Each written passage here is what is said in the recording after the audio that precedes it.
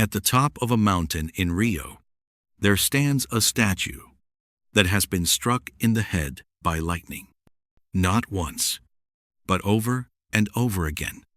Its fingers have shattered, parts of its head have cracked, and yet it still stands. Few people know it almost didn't have its arms outstretched like today.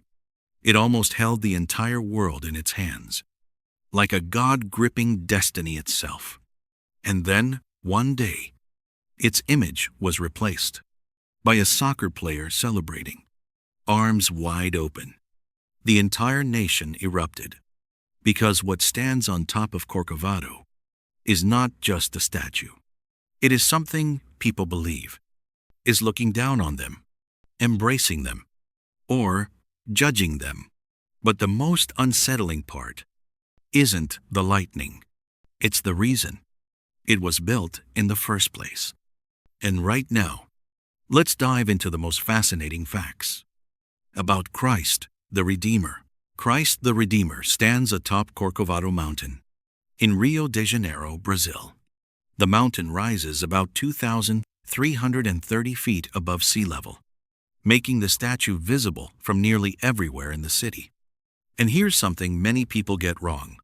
Rio is not the capital of Brazil. Brasília is. But Rio is the city the world remembers first.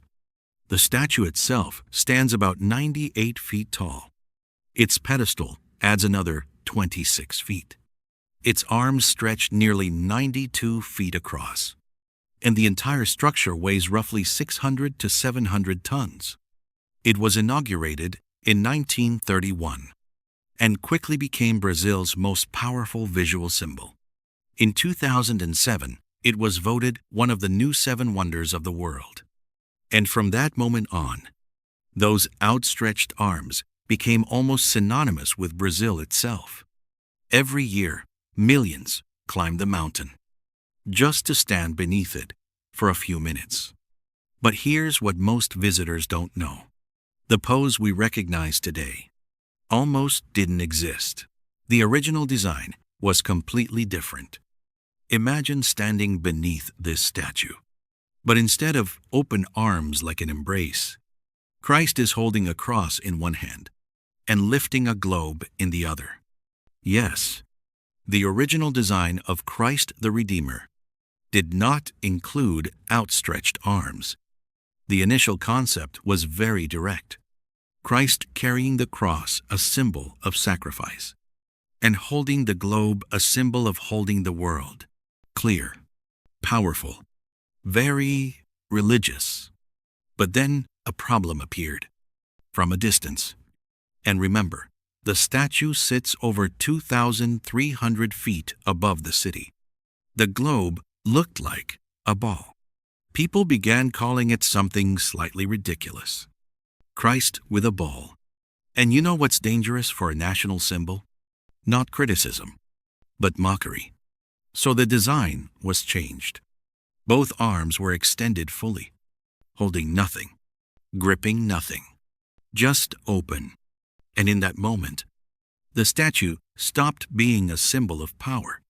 It became a symbol of embrace. But as beautiful as that pose was symbolically, it was incredibly risky structurally. A 9.2-foot wingspan on a windy mountaintop is not a safe decision.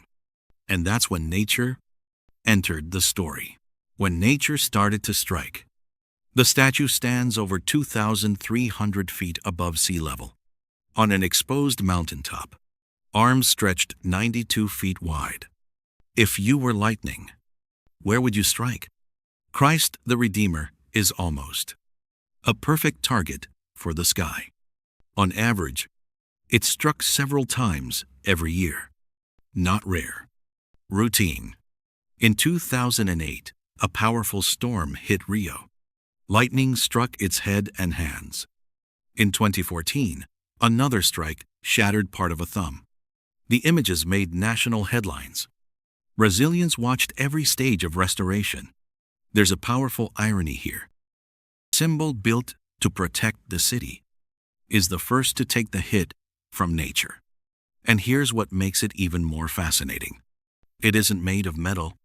Inside, it's reinforced concrete. Outside, millions of small soapstone tiles placed by hand. Every lightning strike isn't just a crack. It's a delicate surgical restoration of a national icon. And yet, after every storm, it still stands, arms open. But those open arms would one day ignite another storm, not from the sky, from people. When a sacred symbol was replaced, there was a moment when those outstretched arms were replaced.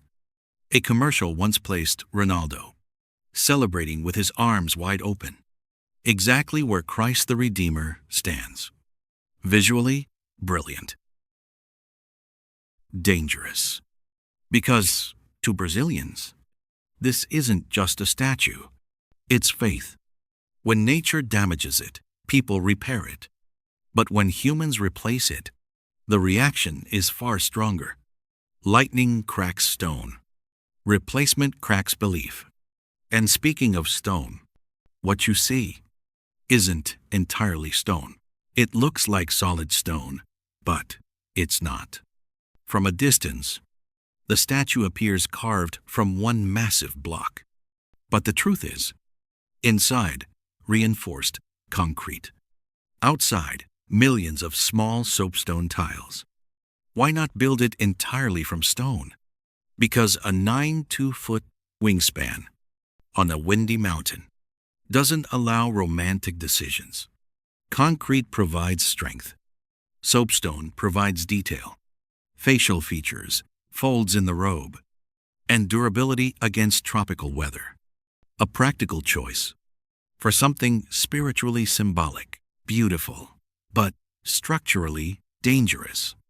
Those arms look light, like a strong gust of wind could shake them. But reality says otherwise. A 9-2-foot span, at over 2,300 feet above sea level, means constant wind pressure. The wider the arms, the stronger the force against them. A minor structural miscalculation could have made them the weakest point. Choosing reinforced concrete wasn't just material preference. It was survival. A cold engineering decision, serving a warm symbol. And that pose raises another question. Is it a cross or an embrace? A cross or an embrace? From afar, those arms form a perfect horizontal line. Many see a cross, a reminder of sacrifice. But others see something different. Arms open, holding nothing, grasping nothing, just extended. For many Brazilians, it's not a cross. It's a hug, a welcome, a gesture of peace. And that ambiguity is the real power. The more interpretations a symbol allows, the longer it lives. It doesn't dictate meaning. It stands there, letting each person decide. And its power doesn't lie in height or weight. It lies in the fact that an entire city lives with it every single day. When an embrace becomes value. In Rio, something fascinating happens. 2 identical apartments, but the one with a view of Christ the Redeemer almost always costs more. Just for the view. A statue standing still on a mountain can influence the value of entire neighborhoods below. People pay more just to wake up and see those arms. It's no longer architecture. It's presence. It has stood there for nearly a century, and the city grew around it. But here's the deeper irony. By numbers, it's not the biggest, not the tallest. So why does the entire world recognize it? From just a silhouette, not the biggest, but unforgettable. Christ the Redeemer is not the tallest statue in the world, not the largest, not record-breaking. And yet, draw a skyline with a figure standing arms wide open. No label needed. The world knows it's Brazil. That's the power of a symbol. It doesn't need to break records. It only needs to imprint memory. And to reach that presence, people once had to earn it. Reaching it was never easy. For years, to stand beneath those arms, visitors had to climb over 200 steps. No elevators. No escalators. Just wind and footsteps. Only later were escalators and elevators installed to make access easier. But perhaps the journey mattered because of why it was built. Why was it built? Christ the Redeemer didn't appear by accident. In the early 20th century, after Brazil separated church and state, Catholics sought a powerful reminder of faith. From that idea, an international project was born. A Brazilian engineer designed the structure. A French sculptor helped shape it. And the face was crafted by Gheorghe Leonida, a religious symbol built by many hands. It stands for faith, but it was built by the world. Today, we didn't just look at a statue. We looked at a symbol that almost had a completely different design, gets struck by lightning multiple times every year, and still stands.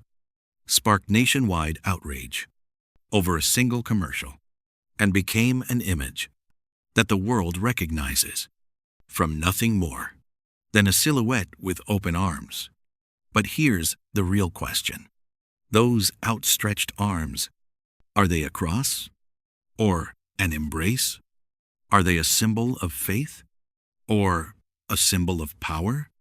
And if someone proposed changing its design today, would you accept it? Be honest. Tell me in the comments. I want to know what you see when you look at Christ the Redeemer. If you enjoy breaking down famous landmarks from a completely different angle, hit subscribe right now, because the next symbol we explore might just change the way you see it forever. I'll see you in the next episode.